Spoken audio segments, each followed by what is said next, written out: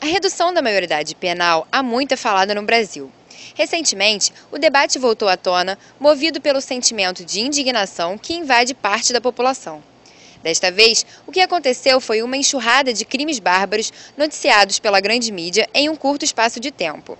A mídia, em geral, quando faz a chamada para o assunto, diz há um aumento da criminalidade envolvendo adolescentes. Mas ela não consegue provar que o aumento é de crime de morte. E para criar o clamor social, pega algumas pessoas que de fato foram vitimadas e transformam isso num número. Não é verdadeiro isso. O fato é que realmente há um convencimento em parte da população.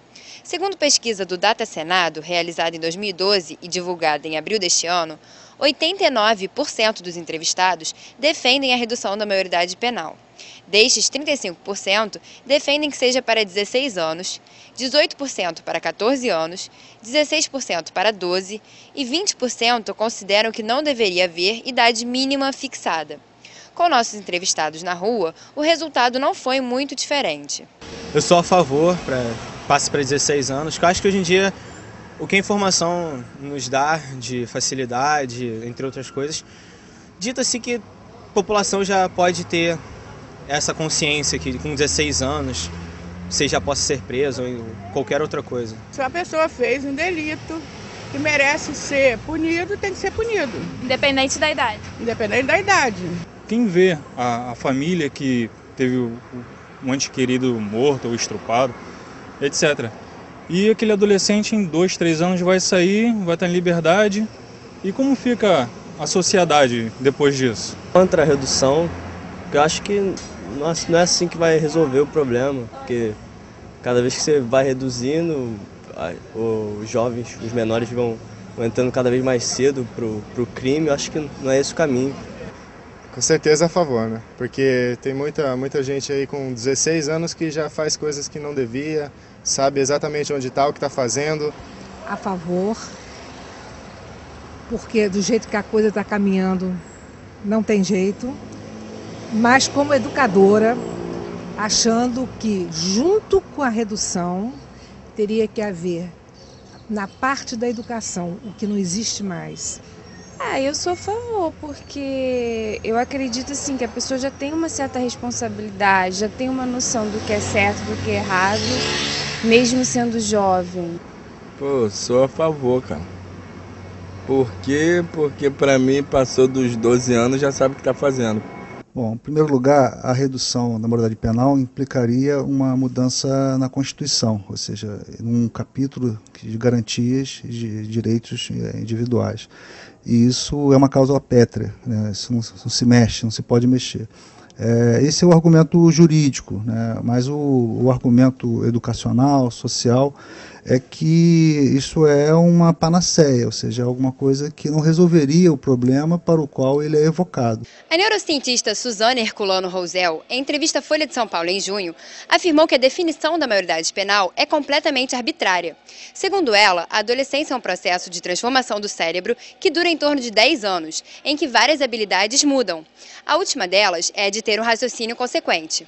Em sua opinião, 18 anos seria uma idade completamente razoável. Hoje, né, esse argumento de que aos 16 anos há o discernimento sobre o que é crime e o que não é crime, nos levaria, por exemplo, a trancafiar crianças de 6 anos de idade. Todos nós que temos sobrinhos, filhos, sabemos que aos 6 anos, 7 anos, 8 anos, 9 anos, essas crianças no mundo globalizado de muita informação têm discernimento sobre muitos dos seus atos. Então, até onde nós iríamos com a redução da idade? Há uma chamada, especialmente pela mídia, na imprensa, de que há um aumento de crimes provocados por adolescentes, né? A minha questão é o seguinte, na verdade, os crimes provocados por adolescentes, eles não atingem majoritariamente a vida. Então, esse clamor, né, pela redução da maioridade penal, que seria em função do aumento dos crimes contra a vida, não é verdadeiro. Segundo dados da Fundação Casa, apenas 1,5% dos internos no estado de São Paulo cometeram homicídio. A maioria está detida por tráfico de drogas, 42%, e roubo, 44%. Os números foram divulgados pela ONG Conecta Direitos Humanos no momento em que se discute alterações na legislação para a redução da maioridade penal para 16 anos. Um dos principais argumentos de quem é a favor da redução é a impunidade. Eu acho que o que causa essa sensação é uma noção muito clara, né, de que as instituições de coerção penal não funcionam, né? Mas no caso das infrações cometidas por menores de idade, a revolta com a sensação de impunidade costuma ser maior. Isso porque o Estatuto da Criança e do Adolescente, o ECA, estabelece que a pena máxima que um menor pode cumprir é de 3 anos. No caso, o estatuto não é um estatuto que provoque impunidade ou que estimule a impunidade. Ele tem medidas de ressocialização, ou seja, o estatuto é pensado para ser educativo. Então ele vai desde medidas relacionadas à advertência até medida de privação da liberdade, né? Sendo que essas medidas de privação da liberdade são executadas até com muito rigor. Não há habeas corpus para quem tem menos de 18 anos e comete uma infração, mas há habeas corpus, por exemplo, para maior de 18 anos. Então, não é verdade que o Estatuto é leniente, ele é até bastante rigoroso. Agora, o que acontece é que as condições de aplicação do Estatuto, essas condições são bastante precárias. A grande questão é que aos 16 anos, o legislador, ao definir a imputabilidade, né, até os 18, pensou que nesta faixa, que é uma faixa de desenvolvimento e formação, há uma grande chance de ressocialização. E essa é a aposta do Estatuto, né? Aos 18 anos, você tem aí o sistema prisional, que não reeduca ninguém. O Brasil tem a 4ª maior população carcerária do mundo. Com cerca de 500 mil presos, há ainda um déficit de 200 mil vagas. O sistema prisional brasileiro é um dos principais focos de críticas da ONU sobre desrespeito aos direitos humanos. Superlotação, tortura e agressões físicas estão entre as principais reclamações dos presos. Além disso, as prisões seriam uma espécie de escola do crime. Isso porque a taxa de reincidência, ou seja, pessoas que saem e voltam para a cadeia, é de 70%. A redução da moralidade penal, além de não resolver o problema, né, da violência, vai jogar de maneira muito precoce adolescentes para um sistema falido, que é o sistema prisional. Ou seja, vai aproximar muito rapidamente adolescentes que ainda tem mais chance de ser ressocializado num ambiente mais acolhedor e mais educativo, vai colocá-lo nas mãos de criminosos profissionais. As pessoas ficam depositadas ali, como se fosse um depósito de jovens. As pessoas não têm acomodação individualizada, quer dizer, dormem 2 numa cama, etc. E passam a maior parte do tempo sem fazer absolutamente nada, nada.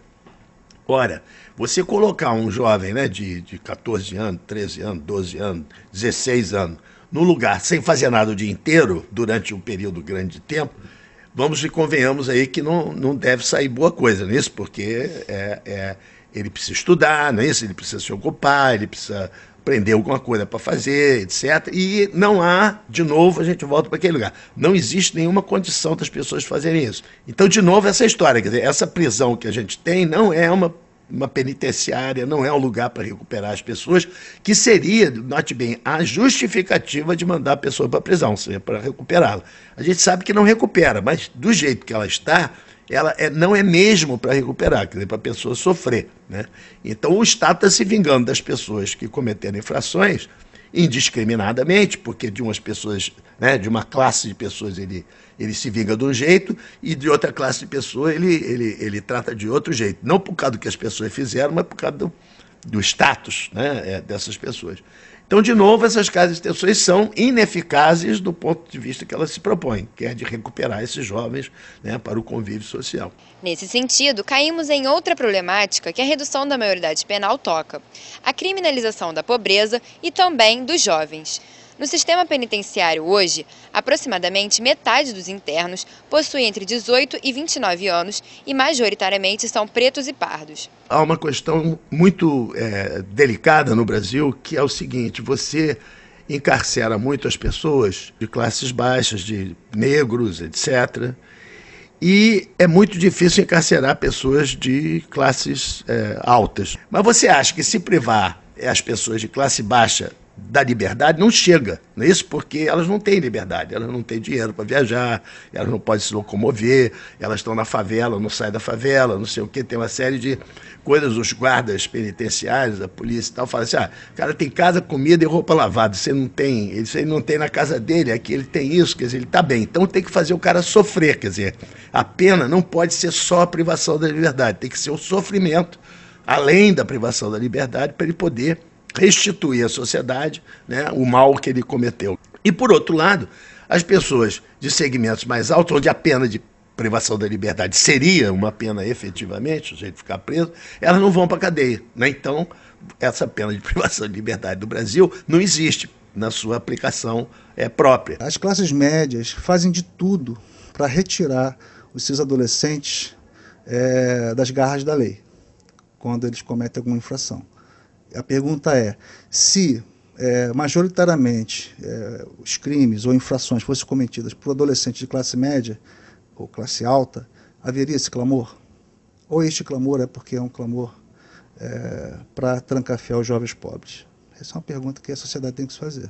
Esse debate da redução da moralidade penal, ele é um debate superficial, quer dizer, as razões do problema não estão na criminalidade juvenil. As razões do problema estão, por exemplo, na crescente circulação de armas no mercado, né? A gente tem um estatuto de desarmamento que precisaria ser eficaz. A gente tem uma política antidrogas que é ineficaz. Enfim, nós temos uma situação social que leva ao crime. Tem uma medida societária geral, né, que é pensar em o que produz o crime, né? A desigualdade social produz. A falta de oportunidade produz. A impunidade produz. Então, isso tudo tem que ser pensado. Então, isso é um debate geral. É por isso que eu acho que esse debate da redução da moralidade penal é um debate à flor da pele, um debate emocional, um debate que todos nós temos, assim, muitas vezes, dificuldade de arrumar nosso quarto, não temos? E, por vezes, dá vontade de abrir o armário e jogar tudo lá dentro e fechar a porta. Redução da moralidade penal é exatamente isso. É não resolver o problema da arrumação da sociedade e colocar as coisas fora da vista. Ou seja, as pessoas querem tirar o problema de fora da vista e colocar num sistema falido, que é o sistema prisional. O fato é que o debate da maioridade penal está longe de ser solucionado. Enquanto parte da população defende essa redução como forma de solucionar problemas de segurança pública, muitos especialistas são radicalmente contra. É uma questão importante e profunda, que precisa ser muito estudada e debatida antes que qualquer decisão seja tomada.